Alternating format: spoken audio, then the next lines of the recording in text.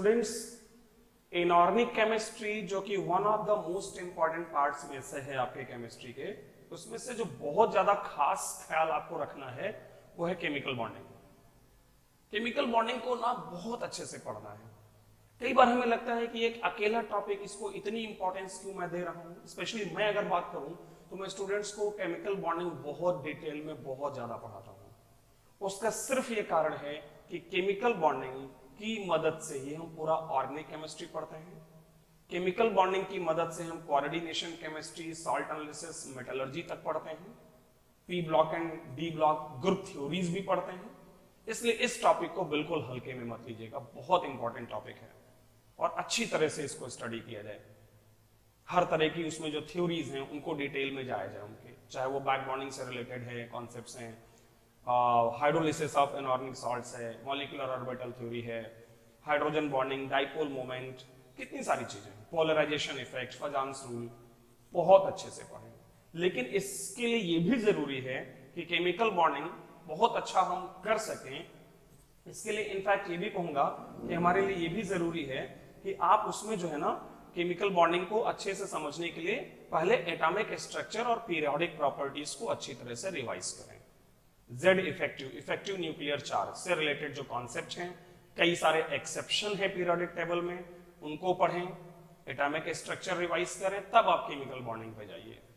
और मेरे हिसाब से अगर 1.5 आवर की क्लास होती है तो आपका टीचर कम से कम 20 क्लासेस तक जरूर आपको केमिकल बॉन्डिंग पढ़ाएगा, जितना मेरा अनुमान है। करीब करीब 20 लेक्चर्स चाहिए होते हैं केमिकल बॉन्डिंग पढ़ाने के लिए। उसके बाद आप जाएं कोऑर्डिनेशन केमिस्ट्री, अराउंड 10 लेक्चर्स, खास करके उसमें आइसोमेरिज्म पार्ट बहुत इंपॉर्टेंट है।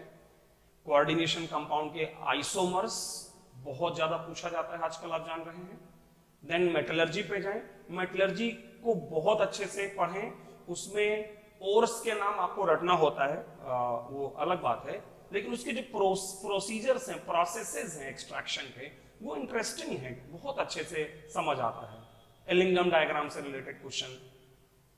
Then salt analysis, no doubt one of the toughest topic कह सकते हैं and one of the most important topic for the point of view of JEE advanced.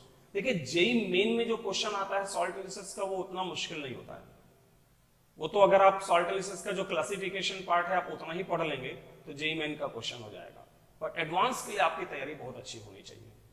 और ये जो 4 टॉपिक मैंने नाम लिए हैं ना, like chemical bonding, coordination chemistry, metallurgy और सॉल्ट एनालिसिस, अगर ये अच्छे से आपको आता है तो ग्रुप थ्योरीज में ज्यादा परेशानी नहीं होगी। ग्रुप थ्योरी के लिए आप सिंपली एनसीईआरटी बुक फॉलो कर सकते हो, मोर देन सफिशिएंट। तो आप एनसीईआरटी पढ़ लो ग्रुप थ्योरी के लिए।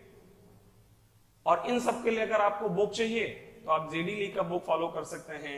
जेडी ली एक अच्छी बुक है, मलिक तुली मदन की भी एक अच्छी बुक आती है। लेकिन बुक्स, जैसा कि मैं प्रीवियस वीडियोस में भी आपसे कह चुका हूं कि बुक्स के मैं बहुत ज्यादा फेवर में नहीं होता हूं, क्योंकि स्टूडेंट्स के पास जब वो इंजीनियरिंग और मेडिकल की तैयारी करता है तो उसके पास इतना समय नहीं होता है कि वो सबके लिए एक एक बुक पढ़े। तो टीचर्स के अच्छे से नोट्स फॉलो करिए, उनके क्वेश्चन बैंक करिए, उनसे डाउट्स पूछिए, उनके कॉन्टैक्ट में रहिए, अच्छा होगा।